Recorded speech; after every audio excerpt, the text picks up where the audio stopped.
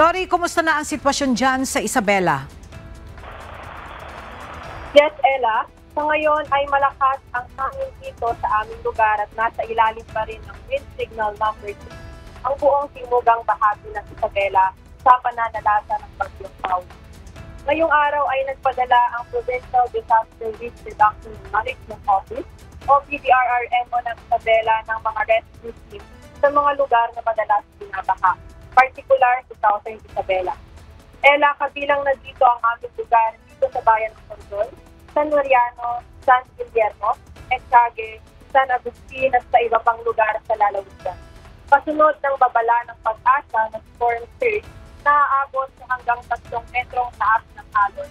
Inihanda na ng mga ahensya ng pamahalaan ang mga bangka at ang water surge and rescue team kung kakailangan.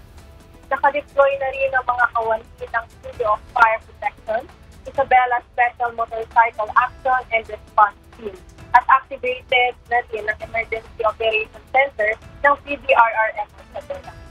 At suspendido na rin ang klase ngayong araw sa lahat ng private and public schools, maging ang pasok sa local and national government offices ng buong probinsya. Ella, sa Nagtala, nagbukas ng karagdagang railway gate ang Magandang kaninang alas 9 ng umaga, lungsod ng patuloy na pagbulan na dala ng Bagyong Pao. October 1, araw ng Martes, nang unang nagbukas na ng railway gate ang dam. Sa ngayon ay 3 gate na ng dam ang nagpapakawala ng tubig. Kaya naman, patuloy ang babala ng pag-asa sa mga residente madadaanan ng datos na tubig sa dam ng posibleng pagbaha. Kabilang na ang mga bayan ng Rapon, San Mateo, Aurora, Cabatguan, Luna, Reina Mercedes, Burgos, Cagayan, Damu at Alfonso Lista sa Isao. Naglagay na rin ng warning signs ang DPWH Isabela 1st District Engineering Office sa magkabilang pulo ng Kabagan, Santa Maria, overflow free sa ugnay ng President Access sa Nagulang Ulay.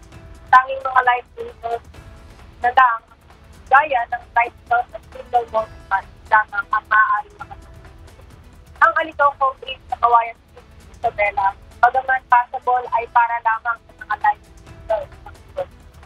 Patuloy ang paalala ng provincial government sa publiko, lalo na sa malapit sa dalang kapsiga na umiwas muna sa pangkita at pagdalaga. Muli kami magbibigay ng update sa ugnay ng Bagyong Paolo dito sa Isabela sa mga susunod na oras. Balik sa inyo, Ella. Maraming salamat, Lori Jane Tayas.